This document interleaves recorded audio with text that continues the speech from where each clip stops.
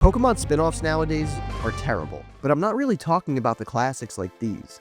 I'm talking about the ones that we've been seeing in the last handful of years. And I think it's time to address the elephant in the room surrounding their decline. Like most successful franchises, Pokemon is no stranger to spin-offs. And who doesn't love a good spin-off?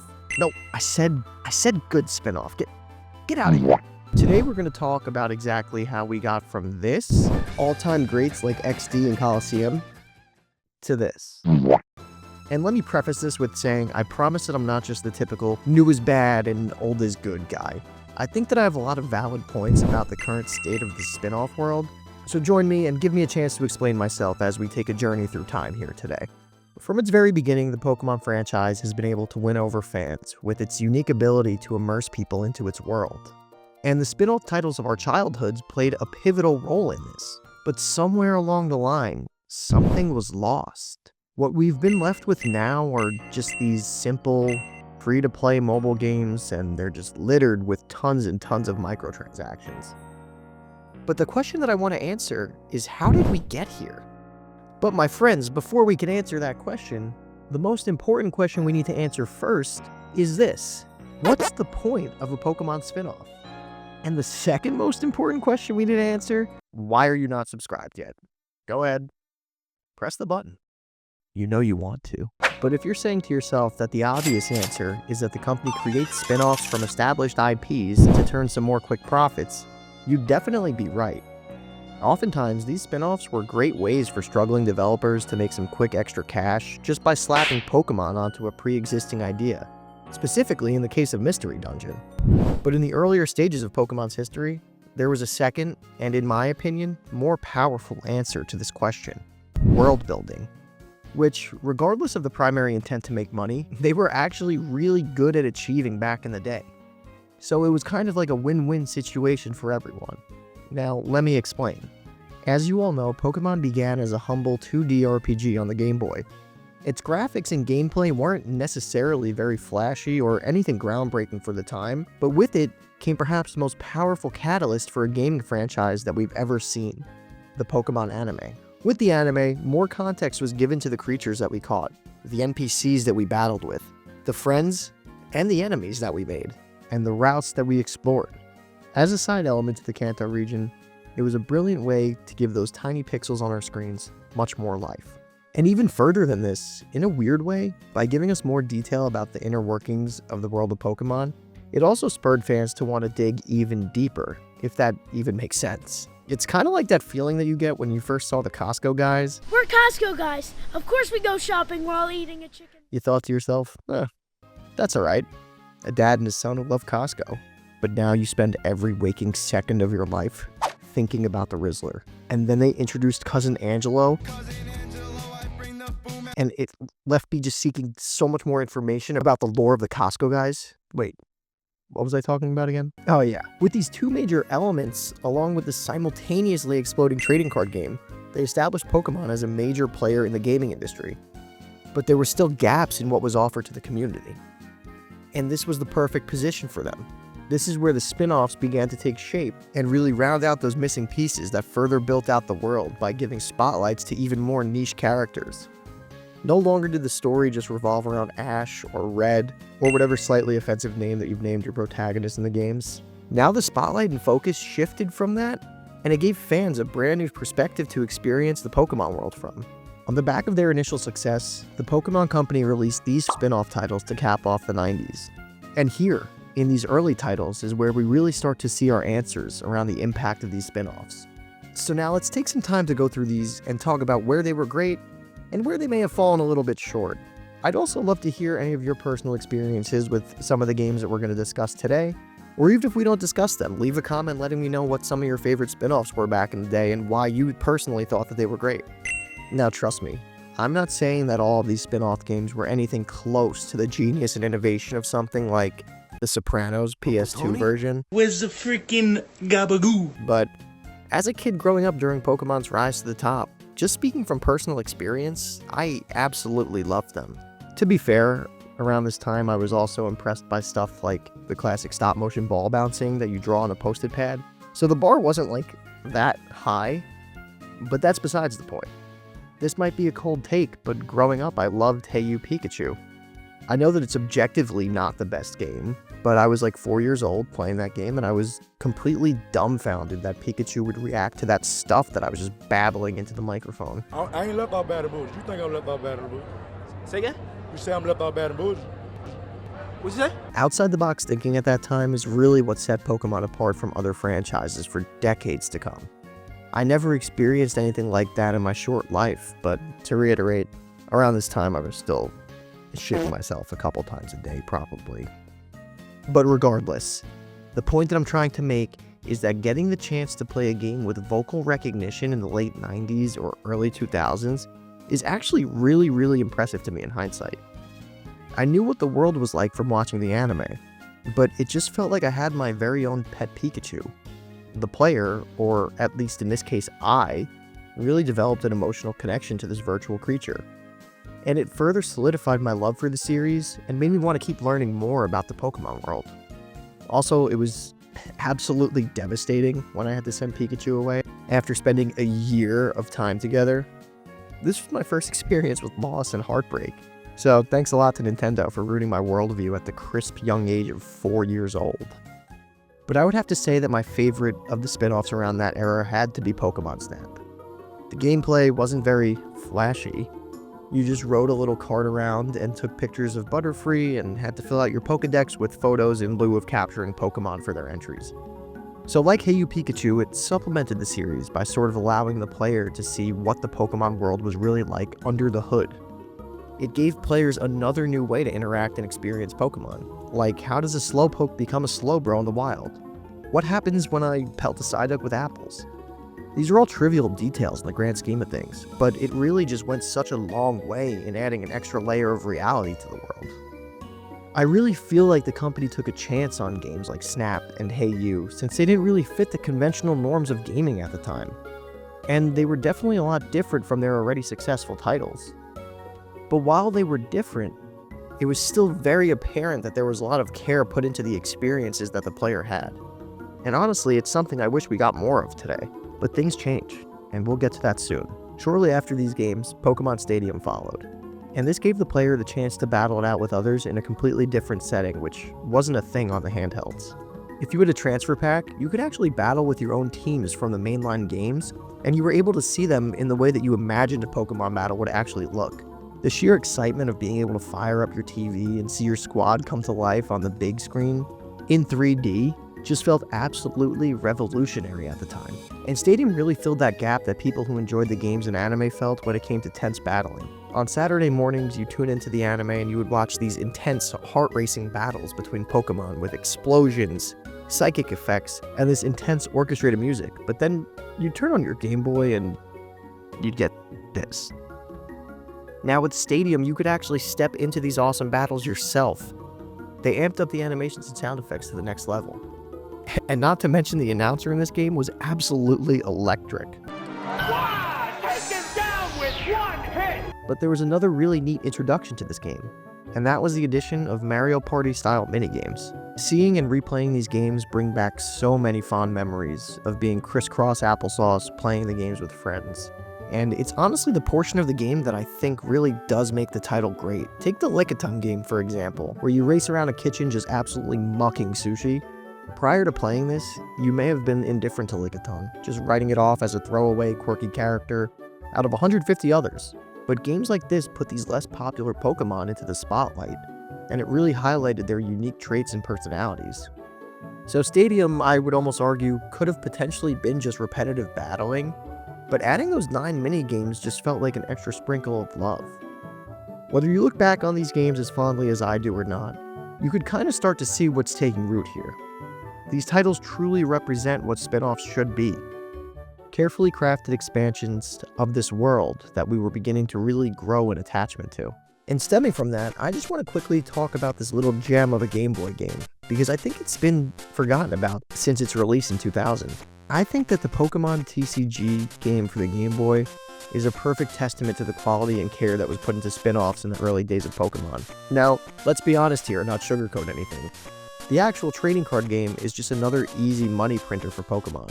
Just slap some dope artwork on some cardboard and you watch morons like me box out little kids in Target to get the last ETB. But this game could have just been a throwaway cash grab to get more eyes on the TCG. And to some extent, yeah, it is.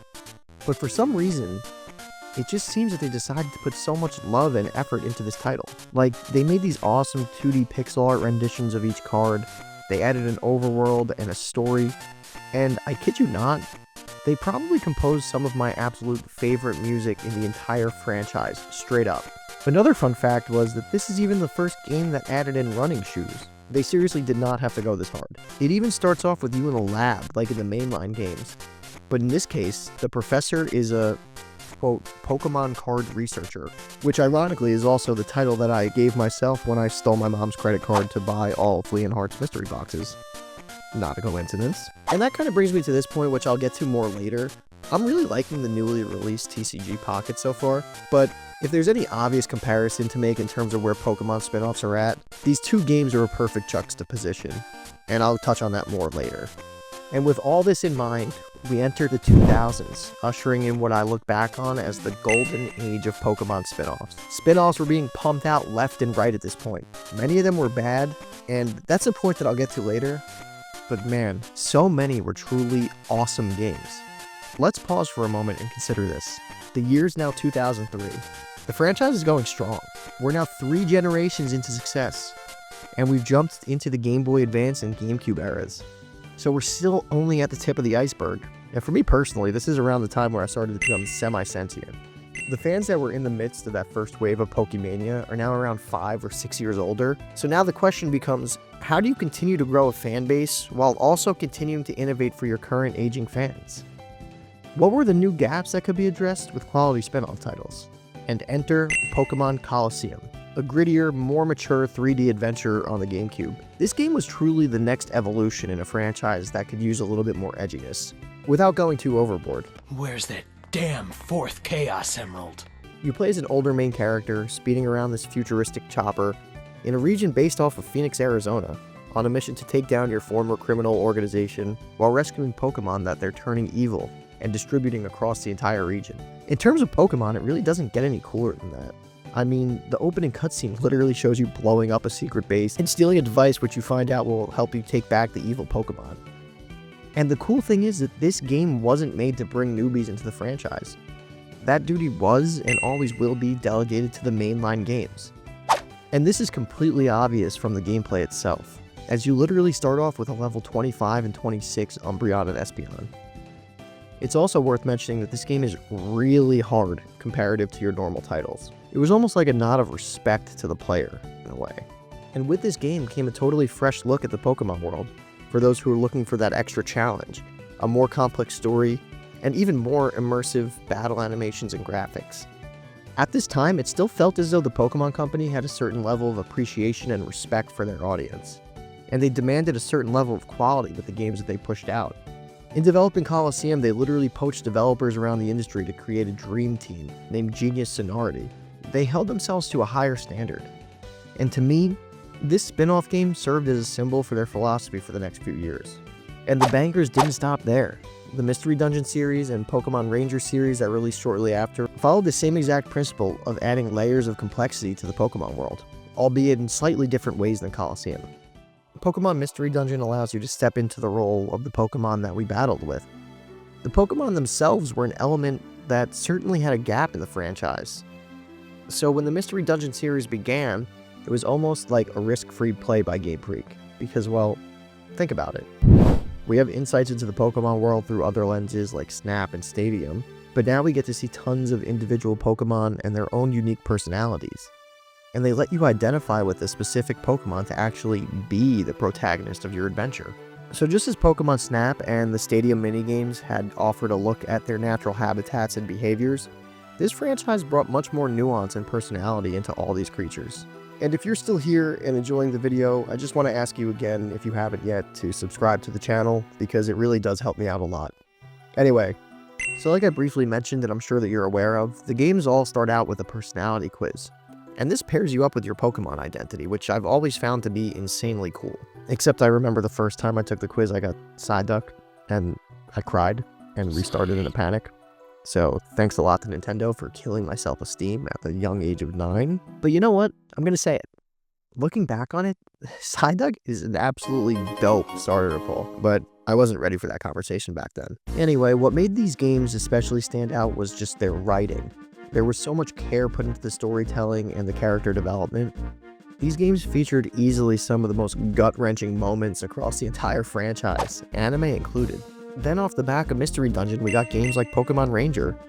And Ranger offered another new perspective from a group of people that have been mentioned, but typically glossed over in the games in the past. And I'll say it, people generally really do love Mystery Dungeon, but I'm telling you, so many people still sleep on the Ranger series. The series had an entirely unique vibe to it in terms of both the presentation and the actual gameplay, which is mainly just drawing circles around Pokemon until they become chill. It sounds dumb, but trust me, it's fun.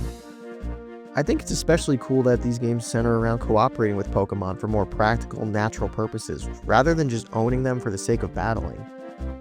It's a really unique perspective that adds an extra element to the overall world. And for those of you who are unfamiliar with this specific spin-off series and want to experience it for yourself, in my opinion, I'd probably say that Shadows of Almia is the way to go. It's still one of my favorite Pokemon games of all time, mainline games included. And I always found it kind of funny that in this game in particular, you actually start off in school, then you get an apprenticeship, and then you join a union. So you're basically just like my electrician Uncle Tony.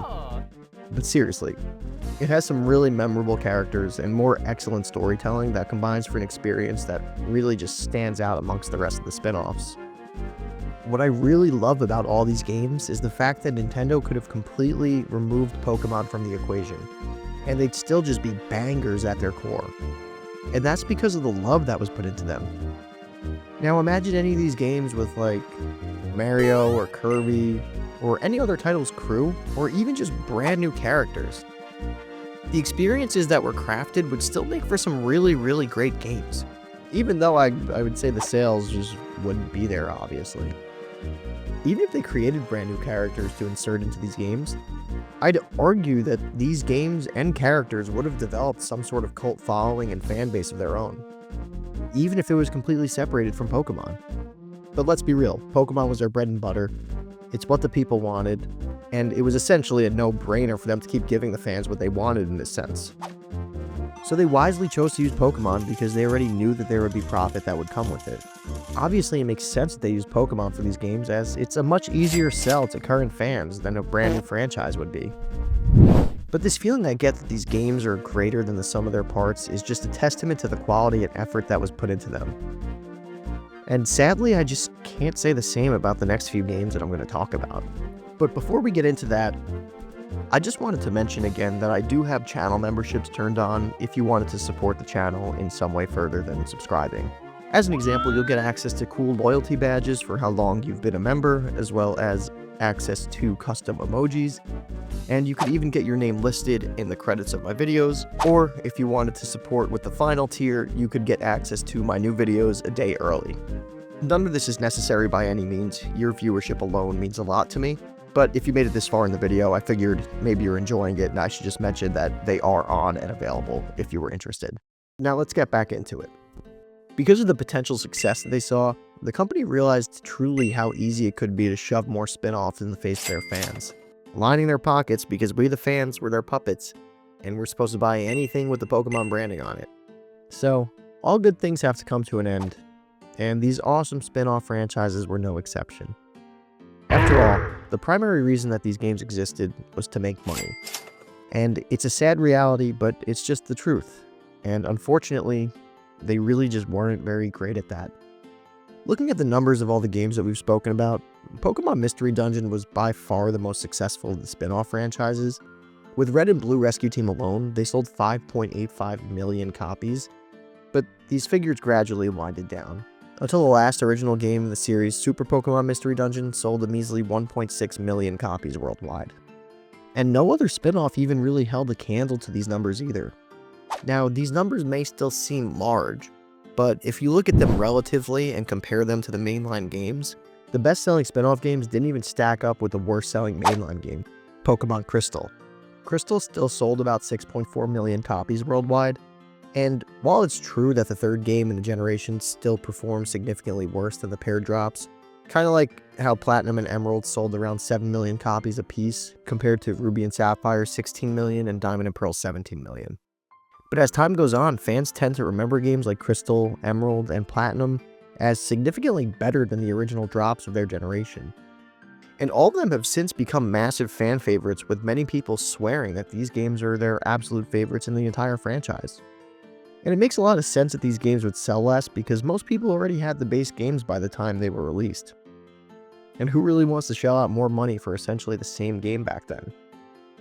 I think that I could speak for a lot of people here when I say that we look back on these games extremely fondly. So, just judging off of original sales numbers alone really wouldn't be conducive to the actual quality of the game, if that makes sense. And I think that this could definitely be said for the spin-offs as well.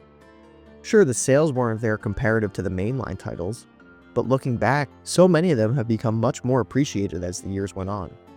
Like, as an example, and I'm not sure whether or not I'm in the minority here, but I grew up absolutely ripping Pokemon Pinball. And when Ruby and Sapphire came out, I spent an ungodly amount of hours on that game. And it's still a game that I find myself turning to very often to play and unwind. Sure, you could argue that these games are lazy and not good and just products of their time, but I'll confidently argue with you that they were extremely entertaining. Sure, pinball's not that popular anymore, although if you drop me into a barcade, I am setting a couple of records at least before I stumble out of there. But back when these pinball games were coming out, I think it was still semi-popular. I don't really remember, to be honest, but those games were just so good. Yeah, it was a simple gameplay loop, but in the game, it still felt like there was lots of variety. It was so cool to be able to experience the Pokédex in a different format, and the mini-games every so often were really engaging too. But as time went on, like I said, we started seeing a decline in the innovation and quality of the games. Here's a mind-blowing statistic. From 1998 to 2022, the Pokemon Company published 56 non-free-to-play spin-off titles across all their consoles. These games sold a grand total of 69.5 million copies, and they generated $3.15 billion in revenue. So if we break that down, that's about 1.2 million copies sold on average per game, and about $56 million earned per game, which sounds pretty good. But get this, since 2016, Pokemon Go alone has generated over $5 billion in total revenue. One game, $5 billion. So, I bet you can see where this is going. It should be no surprise to anyone to hear that following the release of Pokemon Go, the Pokemon Company has released just 5 console spin-offs in the traditional sense. The popularity of Pokemon Go represented a massive paradigm shift in the way in which Nintendo approached the franchise. I'm not thrilled about it, but I can't say I don't get it. They had to devote tons and tons of hours and money to the development of these games, but if the company can't guarantee that the game would be a hit, I get why they lost interest in taking the chances on developing the titles. So, gone are the days of hiring full teams of developers to make an underselling spin-off that only appealed to a niche set of fans.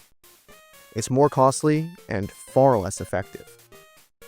So what's in now is taking those same teams and plopping them onto an assembly line to pump out quick, low-effort iPhone games that squeeze out microtransaction money from all of us fans. Remember when I spoke so highly about Pokemon Colosseum a few minutes ago? Yeah, the developer studio, Genius Sonority. Where are they now, you ask? Oh, they've been just absolutely grinding away at the puzzle banger Pokemon Cafe Remix. Free for iOS and Switch. But to be honest, there's really no one to blame for this happening.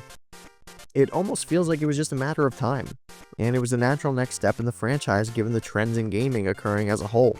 The consoles we play on changed, so a game like Pokemon Ranger, which relies on the DS touchscreen, really just had no place in the current landscape. And I'm not going to sit here and lie to you either. Even during the golden age of spin-offs, there were still a lot of bad games coming out that I would be the first to admit were obvious cash grabs. The fact of the matter is that there really isn't a place for spin-off games anymore. At least from the standpoint of a room of businessmen in suits clamoring for more profits. But even though on paper the franchise is as successful as ever, and this new direction they've taken is raking in the bucks at a lower margin, the obvious gap that fans are feeling is as plain as ever, and it's kind of the elephant in the room whenever anyone talks about how soulless Pokemon feels nowadays. And now, like I said, I completely understand that every company's goal is going to be to make the most amount of money possible, which, you know, it's a capitalistic society. You have to make your money. But there also has to be some sort of balance and a way to keep that creative inspiration and engagement alive for the fans too. You know, maybe something that's a little bit better than just booting up a fucking app that you run when you go to sleep. And to be honest, I haven't even tried out Pokemon Sleep, so maybe it's fire, but I just don't understand the vision there. Like, if you're a Pokemon Sleep fan and don't like the slander, let me know what it's about, because on the surface, to me, it just seems kind of lazy. But it's not all completely negative. Like, as I mentioned a bit earlier, I'm a fan of their most recent game, the TCG Pocket, but that's not by any means a new idea. Like, I just want to mention that the digital artworks on so many of the cards in the TCG Pocket are really awesome. I think a lot of care went into it, and I really tip my cap to the artists, because I know for a fact that I can't even come close to doing some of the things that they were able to do with this app. It's a wildly successful piece of the franchise. It's played by so many people, and I'm super glad that they innovated on it and are making a game that so many of us love accessible to all of its fans. With that said though, I do have some gripes, but it's more of a gripe with the general market of mobile gaming as a whole, with the microtransactions, rather than with this specific game, if that makes sense. Like, it's $20 per month for a premium pass, and then to get a nice advantage of the game, you gotta spend some cold hard cash to get there, which I'm never gonna do. Sure, you could play the game just fine without spending any money, but it almost feels a little bit unfinished. The game gets significantly better and could be more fully experienced once you cough up some dough. But to be a premium member, you have to pay the cost of pretty much 2 MSRP real physical booster boxes to collect digital cards. Like, you kidding me? Whenever I boot up this app and I see the polished but minimal gameplay, I can't help but think back to that first GBA trading card game, which by all accounts just had more soul despite the fact that Pokemon as a franchise was still in its infancy, and probably had a third, if that, of the capital and global presence that it has today. Realistically, the only game with any soul that I could really think of that's come out in the last, 5 years has to be Legends Arceus. I think it's worth talking about here because, yeah, I know the Pokemon Company came out and said that this is technically a mainline game, but let's be real, it sticks out like an absolute sore thumb against the rest of the games that they've dropped in the last handful of years. And to me, it feels miles more impressive than anything we've seen in the series recently, because you could feel that it has some soul, much more than that of a mainline game like Scarlet and Violet or Sword and Shield. And I'm sorry to the Scarlet Violet Sword Shield fans, but it's just how I feel personally. And part of me thinks that the mainline series claimed it as its own just because it was received so well. Yeah, the lore ties it back to a spot in the mainline history, but the entirety of the game is so astronomically different than any other mainline title. Its DNA feels a little closer to Colosseum than anything mainline. And if this same game was dropped following XD Gale of Darkness, in between Emerald and Diamond and Pearl, I don't think anyone would bat an eye if it were to be called a spin-off game. But to be honest, it's the most fun Pokemon game I've played in a long time. And I know we're going on almost 3 years of its release. I'd say that the lack of quality spin-offs is just a symptom of the problem that Pokemon has had for a while now. And it sucks, but the fact that Legends Arceus exists does still give me some hope, and now with Legends ZA coming out, I'm pretty positive and optimistic as well. The company's still capable of delivering fun, thoughtful games. Yeah, but overall, it's just a bit frustrating, because you see a game like that, and the previous titles just show how much the franchise is capable of, but we're just not getting anything of that caliber anymore. So as a fan, all I could really hope for is that the company takes a step back and kind of looks at what had made these successful spin-off games so special. There's something to be said about an entire generation of 20-somethings that are still extremely, blindly dedicated to this franchise, myself included. These people didn't get hooked from the cash grab games like Pokemon Rosé. They developed a deep relationship with the franchise because of the well-made, complementary stories that came with the spin-offs around the Ruby, Sapphire, and Diamond and Pearl era. Will we ever see a resurgence of these games? Honestly, I don't know. I'm pretty excited to see what they do with Legends ZA, so I haven't fully lost hope by any means, but I'm pretty certain that this is going to also be considered a mainline game, right? But the way that gaming's going and progressing, it seems that many studios are doing what's safe and don't want to take the risks anymore because they're worried that it'll tank and they'll lose money. With that said though, I'll remember the glory days of the spin-offs, and every time I go back and replay them, I'm reminded of the ton of fond memories that they've given me. So, Maybe it's better off that the lines of good games died when they did, because now as I grow older, I can't be disappointed, and my memory of these games won't be tarnished. I saw what happened to Pokemon Snap, and I really wouldn't want that to happen to my other favorite titles. Now, obviously I didn't go through every single spin-off title that was launched, but do you have any in mind that you think could reasonably make for a good game in today's landscape? Shout out PokePark, it's truly a slept-on gem. Thanks for watching.